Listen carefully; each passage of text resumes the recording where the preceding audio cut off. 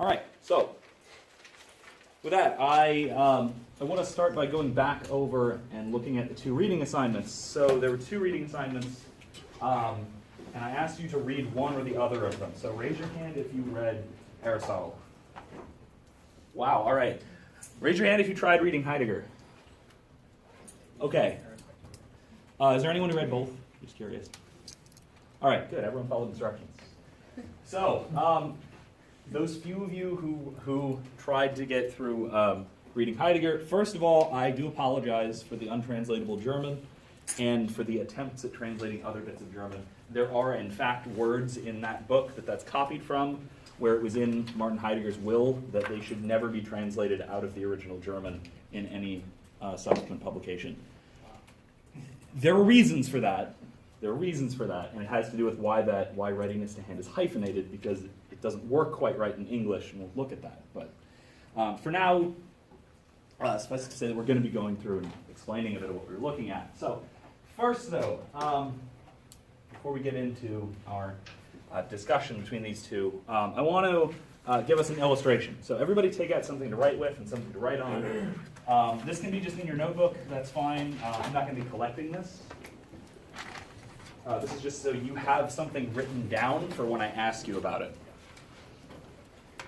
Everybody got something? Okay, what I want you to do is take a look at this thing. See it? Everybody have a pretty good look at this. Write down a description of that. Describe this in a few sentences, a few bullet points. Describe some things about that. Yeah.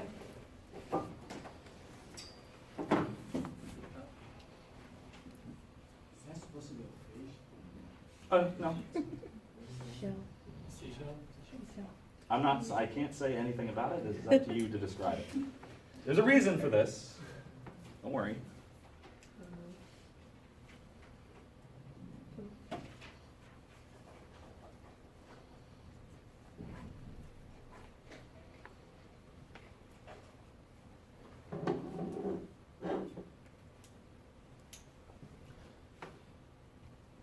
Does everyone have at least a brief description? This doesn't have to be too detailed. I'm not looking for a full list of necessary and sufficient conditions for whatever this is, especially because I haven't given you a specific explanation of what it is. So as long as you've got some things written down about what the thing is, about some traits written about it, things you noticed about it, that kind of thing.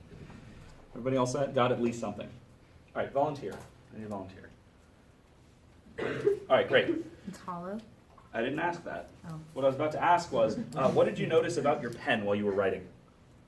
While you were writing, not now. What did you notice about your pen? It didn't stop moving. That's right. So it was moving. It didn't stop moving. It was continuing. It was doing the thing it's supposed to be doing. Anything else? It always wrote on the paper. Yeah, it was functioning properly. Did you notice that it was writing, or did you notice that there were just words appearing as you were moving your hand? Words. Right. So what I mean to point out here is you didn't notice, right? If I were to ask somebody else, what color is your chair? The chair you're sitting in. Anyone notice? Did anyone notice while you were writing something down what color your chair was? No. Right. I didn't think so. Why would you? Right? But you were using it. You were using the chair as a chair. You're using the pen as a pen. While you were reading over the weekend, did you notice, for instance, most of you read Aristotle, was the font serif or sans serif? Does anyone know what that means? Yeah, one of them is has lines, Yeah. and one of them is just like. Did it have the little lines on the letters or not? Without looking. Did it? You're right. Did you No. guess? I just guessed. All right, yeah, you're right. I prefer Arial, which is sans serif. So, but in any case, you didn't realize that. You didn't notice it. You had no reason to notice that while you were trying to read what the words were saying. Similarly, while you're examining this thing, whatever this thing is, whatever you think this thing is, while you're looking at it, describing it, writing things down about it, what you're not noticing is the tools you are using. This is the distinction that Heidegger wants to make in what we read between things that we see as ready to hand on the one hand and present at hand on the other. This thing, as you were describing it, you were considering this as present at hand. It was there. You're looking at it. You're examining it as an object, right? By contrast, the pen or the pencil you're using, that is ready to hand. You're using it as a tool. The only thing you notice about it is what it's doing. Same thing goes with a book, right? You don't notice the font. You don't notice the pages. Especially if you're reading a really good book, you're just noticing what it's saying. This is especially true in if you play sports, right? You don't notice your equipment if it's functioning properly. Yeah. So Heidegger is saying look at what you're doing, like you look at the present. Well, it's a particular way of noticing things, right? So he doesn't have a problem with describing things as present at hand, right? So what were some of the descriptions that people said? You said hollow. Correct. What else? What did you describe this as? Has sharp edges. Yep, relatively. It's a little old, so they're filed down, but relatively. I wouldn't want it falling on me. Anything else? I would say it has multiple colors. Yep, multiple colors. So it's kind of tan, kind of white, kind of pink. What else? Yeah, it's a shell, right? What else? Smooth from the inside. Yeah, inside it's smooth. Outside it's rougher. What? Kind of, right? It's basically made of bone, calcium. Comparable, actually, I mean, it's significantly harder than like mammal bones.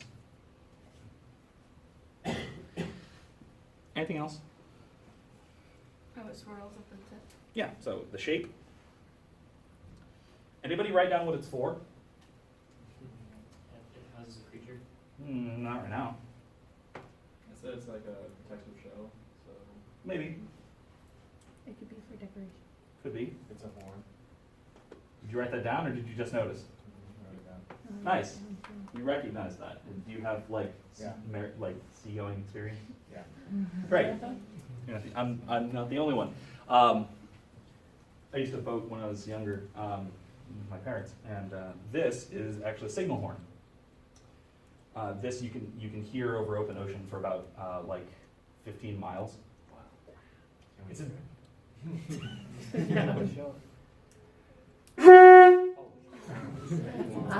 I warned you implicitly. It's very loud. Probably going to have to put a headphone user's warning on the. In any case, though, right? So that's what it's for. Most of you didn't notice that. Maybe it's because you didn't know. That's fair. But at the time that you were writing a description of it, you all knew what your pen or your pencil was for, right? Because you were using it. And in fact, that's probably the only thing you noticed about your pen or your pencil, is what it's for. Its goal, it's what Aristotle will call its final cause. This thing, you noticed qualities about it, particular things, like its shape, like its size, like its material, all these other things. What you didn't notice is you didn't see it as a tool. You didn't see it as something that you can interact with in a real way. This is part of Heidegger's distinction. Another part is also that we tend to see around equipment. We circumspect is the word he uses, at least the English translation of the word he uses.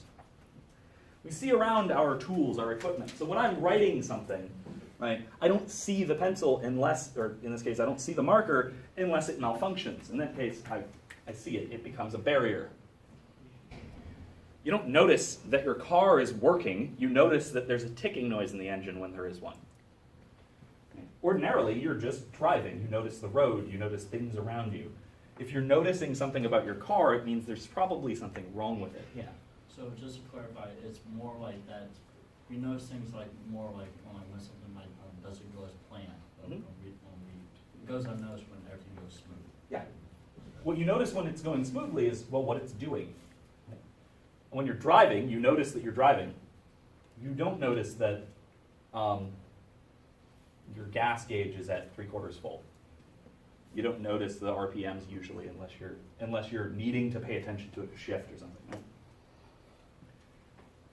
You don't notice your check engine light if it's usually on. Right. We've all been there. Anyway.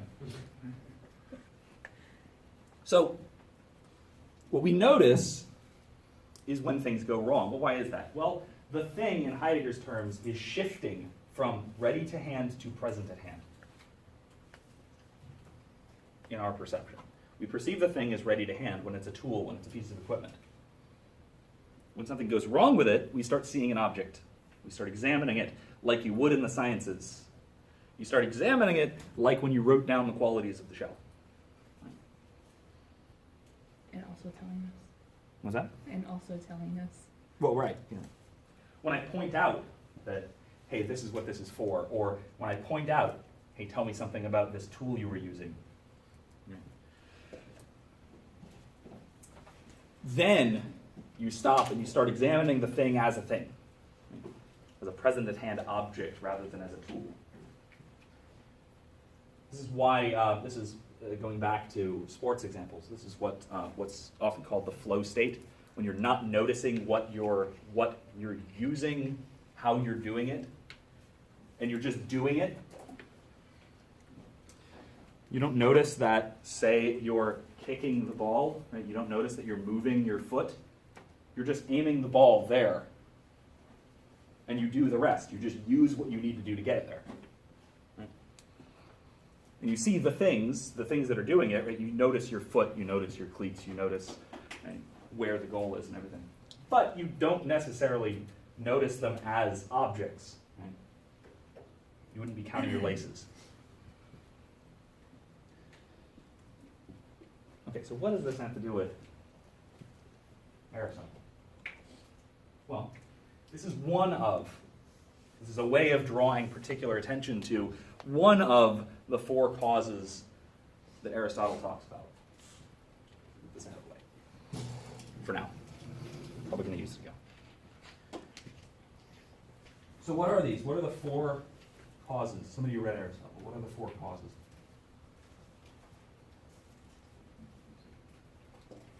I read the page, but I did not understand like everything. So.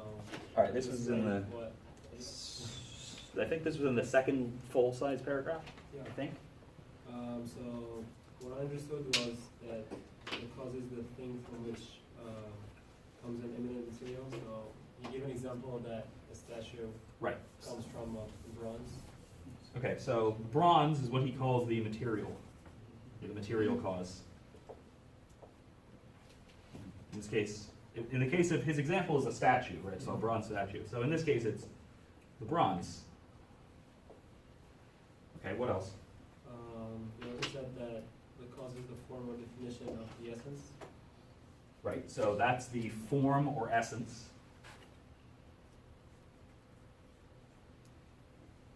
Form or the formal cause. Which is what? What is the form of the essence that he says causes the statue? Somebody else can try to. What is it? Sculpture? That's something different. Oh, okay. Art is kind of.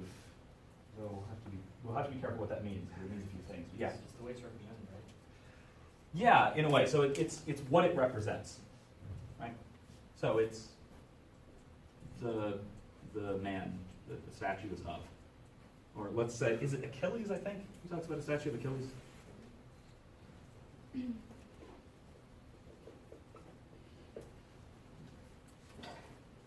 The statue is of Achilles. Right? It's that shape. It's that. That's how it's put together. What configuration the bronze is in. The pattern. What do you mean? The form or pattern. The Oh, form. pattern. Yeah, pattern. I think you said pen. Sorry. So pattern. Right. So what else? There's two more. The efficient cause, Yes. What is that? it explains the process of how it came into being. So like the father leads to the child? Right, so that's another example. So the father begets the child, the father is the cause of the child. A cause, an efficient cause. What's the efficient cause of a bronze statue? Right, so the sculptor. Or maybe more specifically, the sculptor's artistic ability, which is why I was hesitant to say art, right? Because art can be any of these except material, in a way. So it also could be, art could be the formal cause, because what are you making? Well, you're making art. What are you using? What are you using to make it? Your ability to make art, your artistic talent. All right, what else? There's one more. It's the reason or stake behind the thing. So Right. give an example that we walk because we're healthy, and and that's why we walk. You walk for the sake of being healthy, right? So that's a kind of a phrasing thing that's admittedly not super clear in what he says. You're right, but so you want to be healthy, therefore you walk, you exercise. So health is the final cause of walking. So what's the final cause of a statue, of a bronze statue?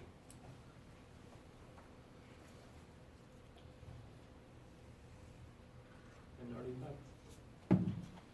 In a way, yeah. So art. Sure. He doesn't say explicitly here. This is the one that he doesn't just give us. So the final cause of a bronze statue is something like a decoration or a memorial. There could be multiple final causes as well. What it's for. And this is the one that Heidegger is drawing our attention to. The what it's for, what it does. So the final cause of a pen is writing. The final cause of this thing is to signal, to make noise. The final cause of a chair is to sit in. And the other causes are what make this capable of being fulfilled. So in order to have, let's go with the shell, right, the horn. In order to have this be a signal horn, it's got to be made of a certain type of material, right? Something that can vibrate in a certain way. So, natural calcium. That'll do it. It needs to be made in a certain way. This has at least two efficient causes, one being the snail and the other being me cutting off the tip of it to make something like a mouthpiece. The formal cause, right, it needs to have the spiral that we noticed. It needs to have, it needs to be hollow, right, all these things about it. And it needs those things in order to fulfill its final cause of being a signal horn.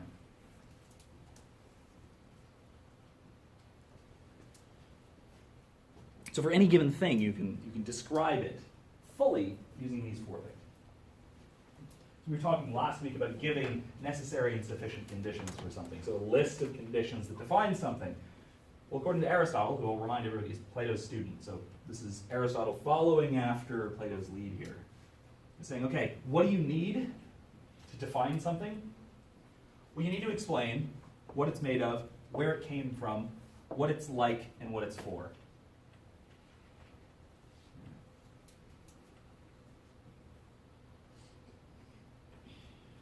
Another way of putting this maybe is, so the material cause is something like what it's made of. The efficient cause is what it's made by.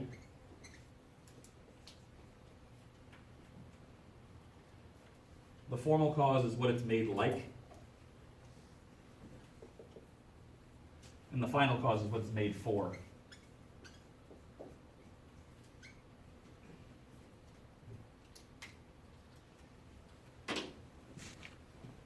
And so when I initially asked what it's made for, this thing was made for being a signal horn, like you noticed, but it's also, before that, before I made it into a signal horn, it was made for the sake of being basically a home for a snail. Right? It's an outer protective covering of a mollusk. This is a multiple stage process. But as a horn, I am the efficient cause. The formal cause is a horn. The final cause is what it's for. If the material cause is the shell.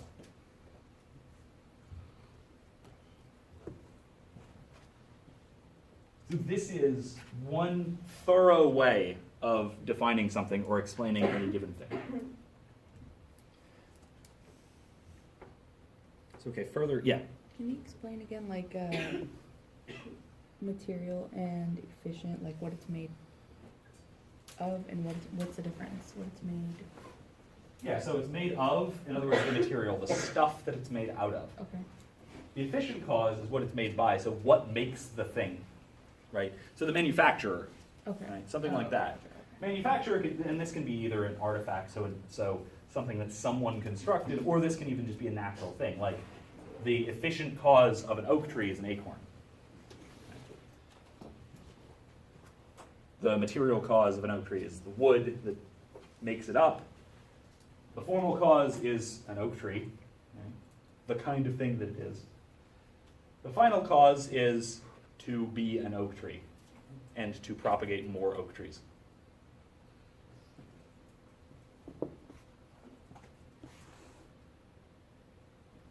Any other questions on this? We're going to continue with this, but any other questions so far? Okay, so I have three objects here as well. Bring the chair back in. All right, first, what is this? Yeah, it's a Swiss Army knife, so it's a knife. Great, okay. What about this one? Yep, different kind of knife. It's a knife. What about this one? Who said dagger? Why? Why do you think? Why is this different? Little bit. But there are larger knives than this that we would rightfully call knives. You know what? That would then fold. That's true. But you have knives in your kitchen that don't fit. What makes this a dagger? Because you're right. What is it? Is it double-edged? No, Is it the dimensions? kind of. It does have to do with the formal cause. Because remember, the formal cause is what it is, right? This is a knife, this is a dagger. They're different. The intentions you use it for? You're onto something.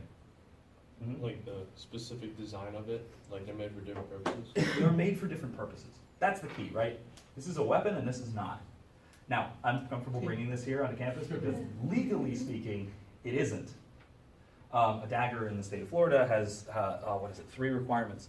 It has to be fixed blade, which this is. It has to be double-edged, which this is not. And it has to be longer than 6 inches in the blade, which this is not. It has to be all 3 of those to be considered a weapon in the state of Florida. But I still call it a weapon. So what's gone wrong here? Am I wrong or is the law wrong? What do you think? And why?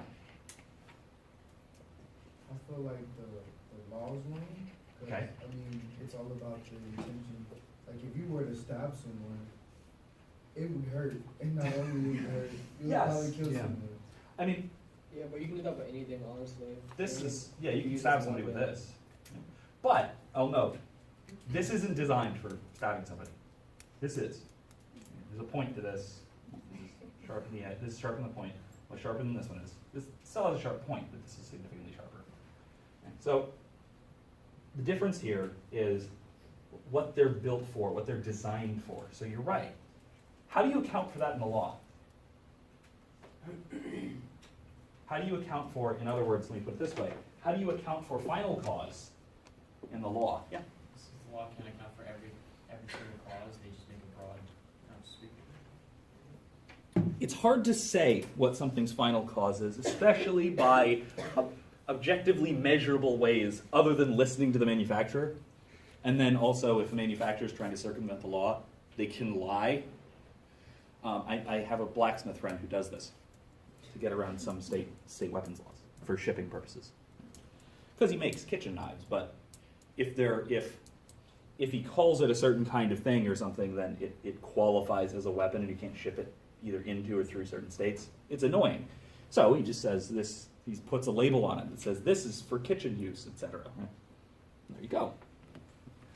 Did you have something to add? Can you say that that's because mainly most things have more than one like use?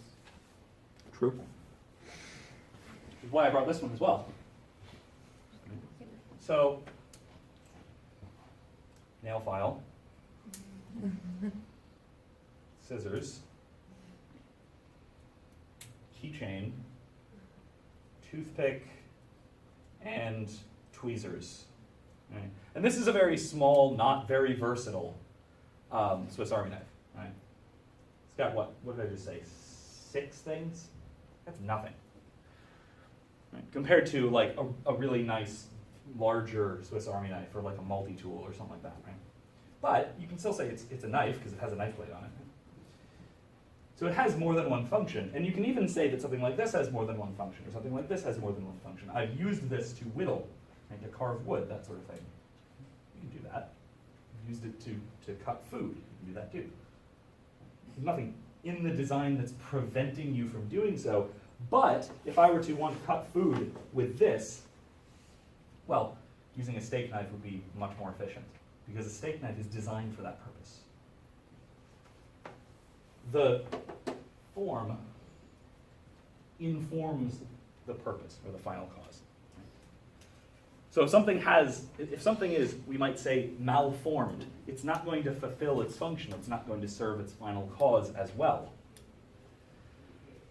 So again, if this is good for a lot of things, but it's not great for any of those things, right? It's not designed optimally as a great, say, paring knife, or as a great fillet knife, or as a great nail file, or as a fantastic pair of scissors. Right? There's a lot of other tools that are specialized that will do a better job than this will. This will do all of the jobs, but it's not specifically designed for any given one of them. Yeah? Is it kind of like that saying, a jack of all trades, a master of none? Yeah, exactly. Aristotle said something similar, not in the passage you read, where he kind of smack talks what he calls a Delphic knife from Delphi. The smiths in Delphi were known for making essentially Bronze Age Swiss Army knives. Right? They were for a bunch of different things, and they didn't do any of them all that well, but they did a bunch of different things. They were multi-tools. Right?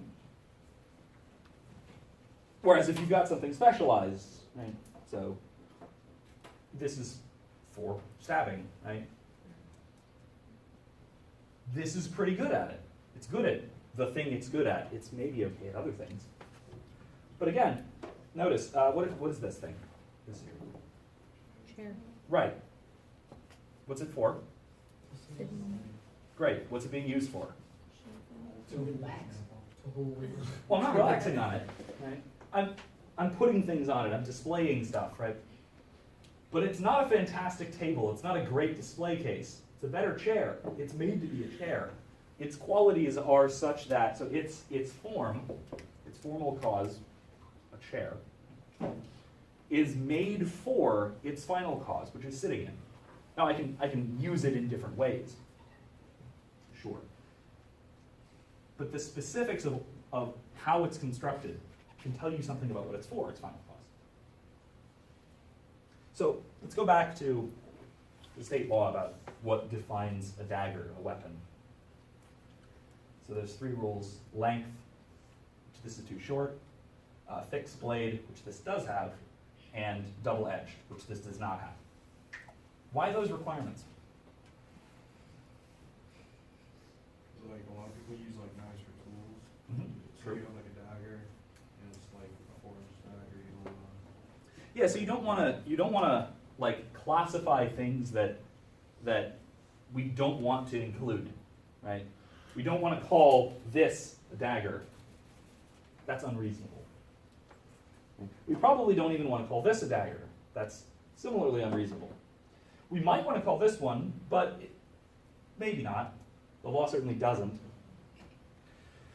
But so why those particular qualities? So we know in general we have this list of qualities in order to narrow our definition now. But why those three? What's important about those? They're all useful for use as a weapon. Yeah. Right. So fixed blade, a weapon needs to be relatively sturdy. Right? You can cut things perfectly well without a fixed blade. Right? So if you're carving something or if you're chopping something or whatever, you don't need the fixed blade. Right? Whereas, if you're stabbing at somebody, then you don't want it to fold.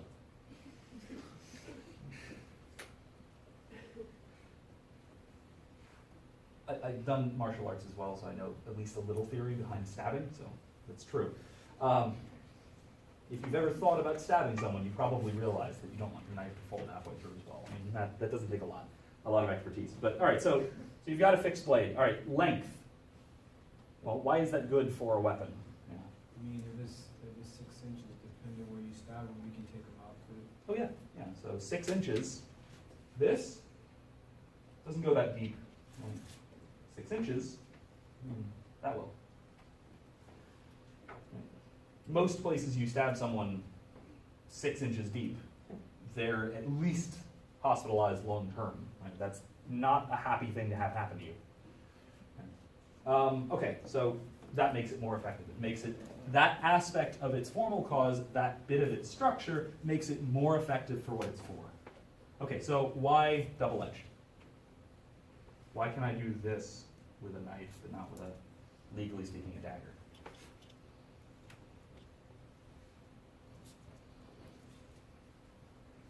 Anybody? I mean, if it's double-edged, it's more like, you use it more for like a weapon. Like it's easier for manufacturers to make single-edged blades. Yeah.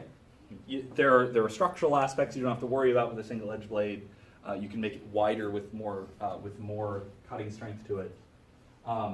But a double-edged blade, well, one, it's more versatile as a weapon. You can cut both ways if you need to cut with it, and also it helps to pierce. So if this were double-edged, it would pierce into things better than it does.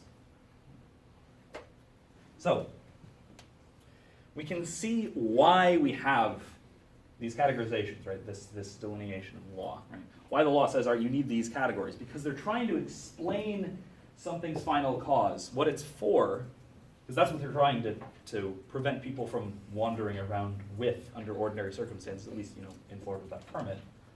Right? That's what they want to prevent. But you can't just say, all right, things that are for stabbing, not allowed. Right? Okay.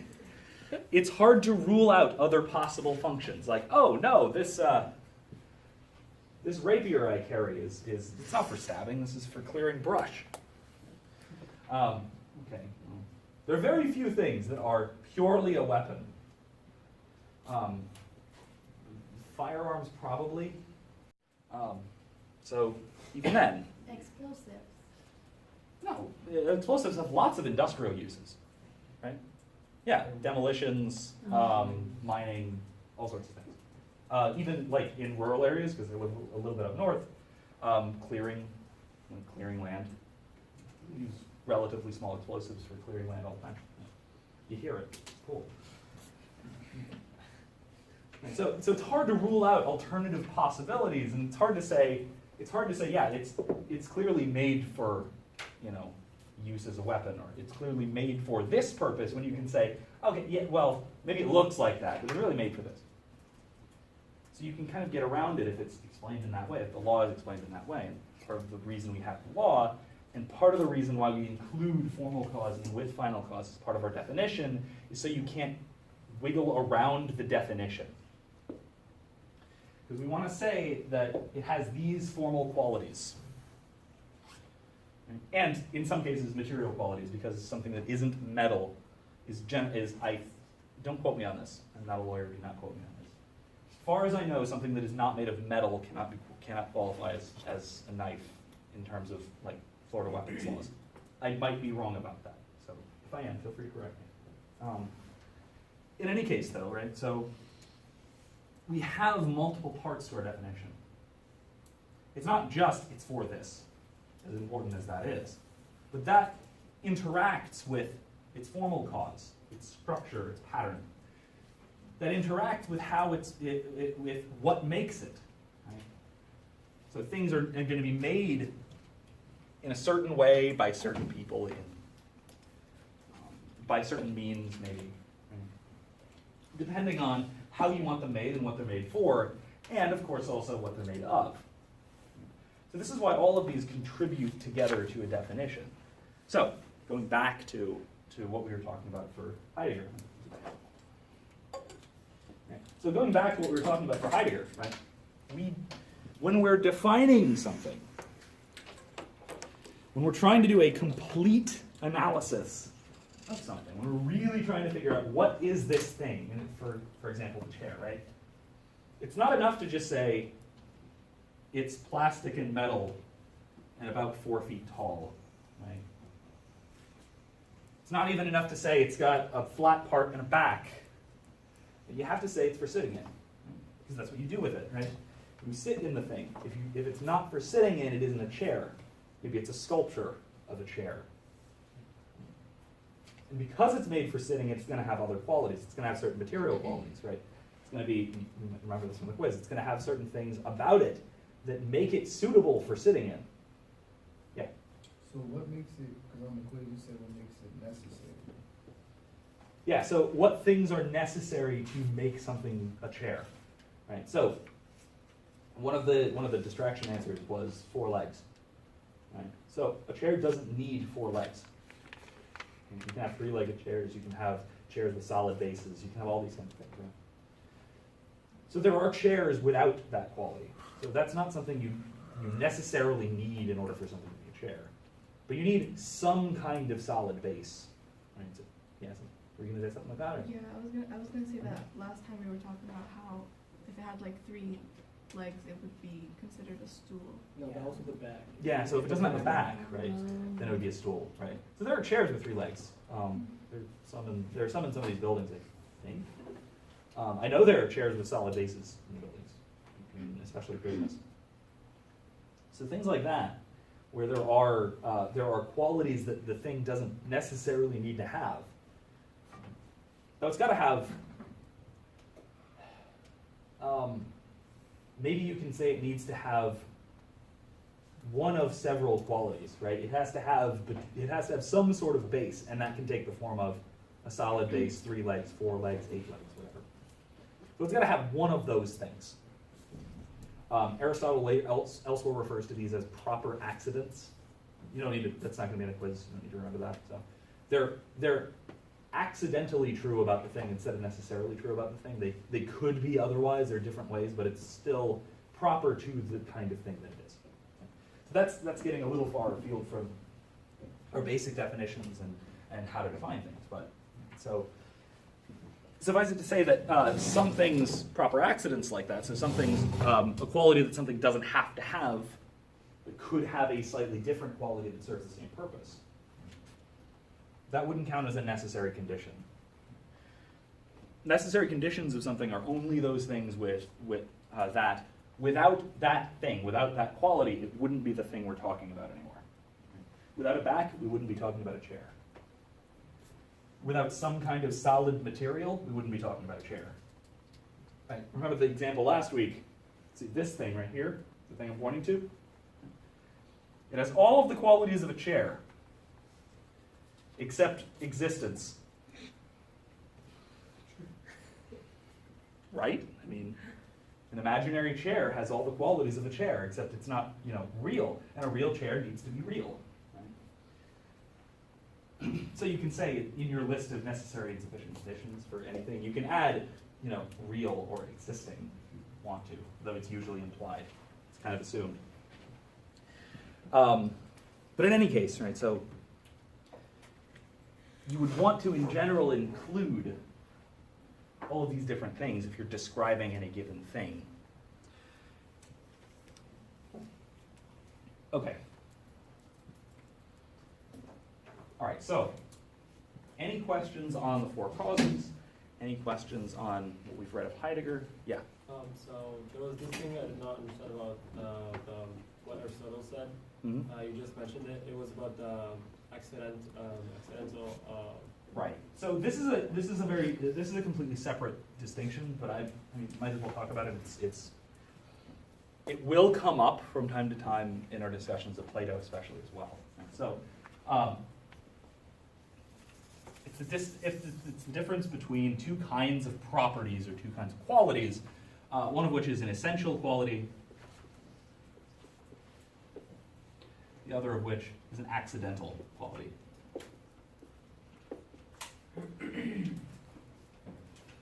An essential quality is one which defines something as the kind of thing that it is. It's necessary for a certain kind of thing.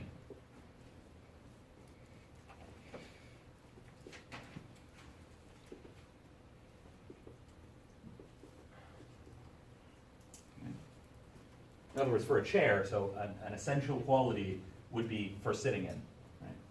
Its final cause is essential to it. Being made of this particular piece of plastic, right?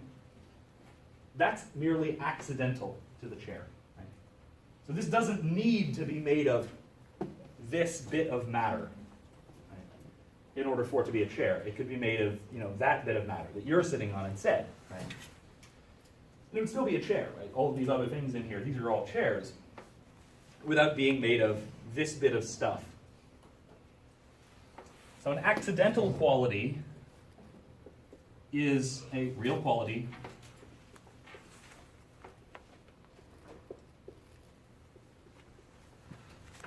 that the thing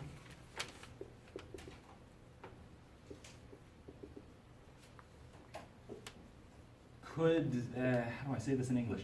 Not how to say it in Latin. The thing could not have, or it could have otherwise. It could have a different quality than this and still be the kind of thing that it is. Right? Let's say, it could have differently, maybe?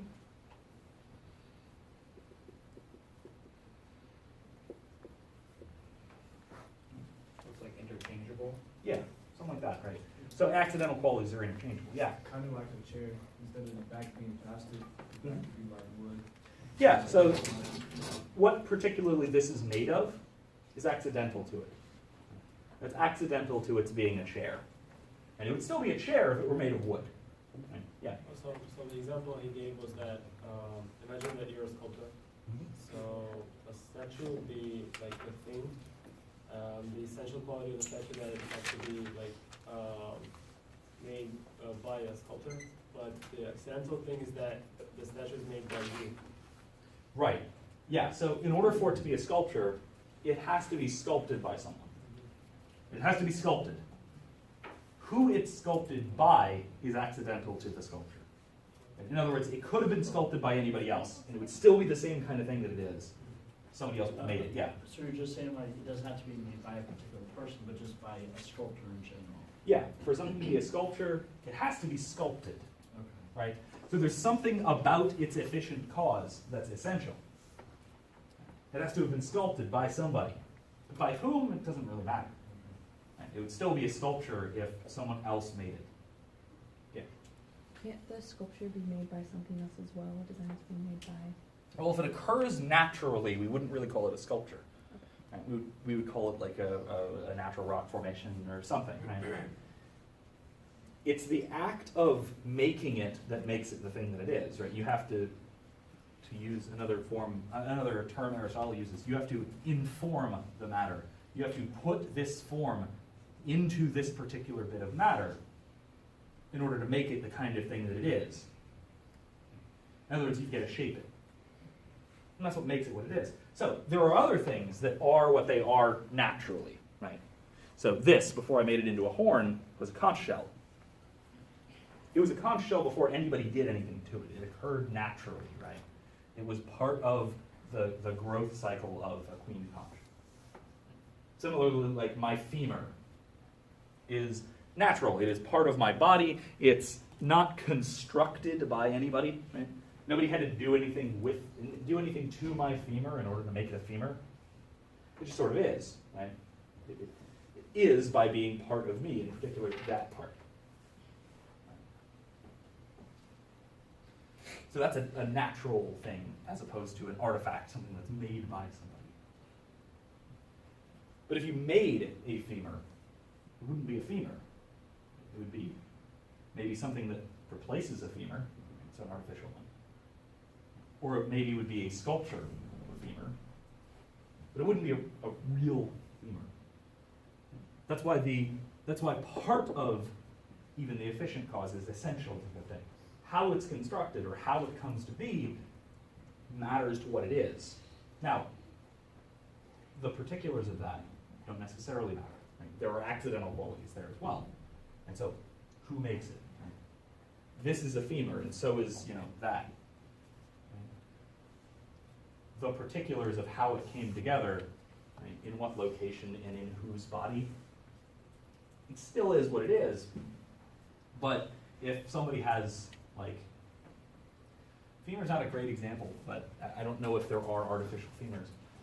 Supposing there were, right, that wouldn't be the same kind of thing as the one in my leg, which is real, authentic, natural.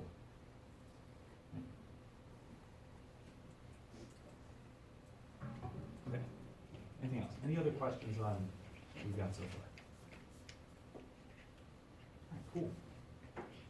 So, in short recap, the 4 causes especially are efficient, which is what it's made by.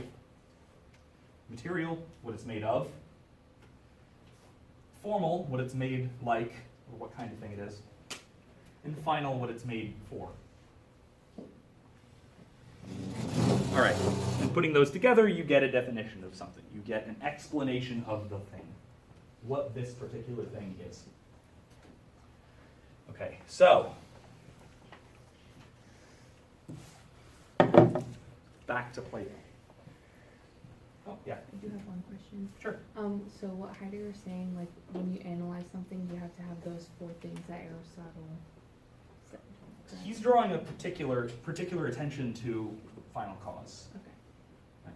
He doesn't refer to it as final cause there.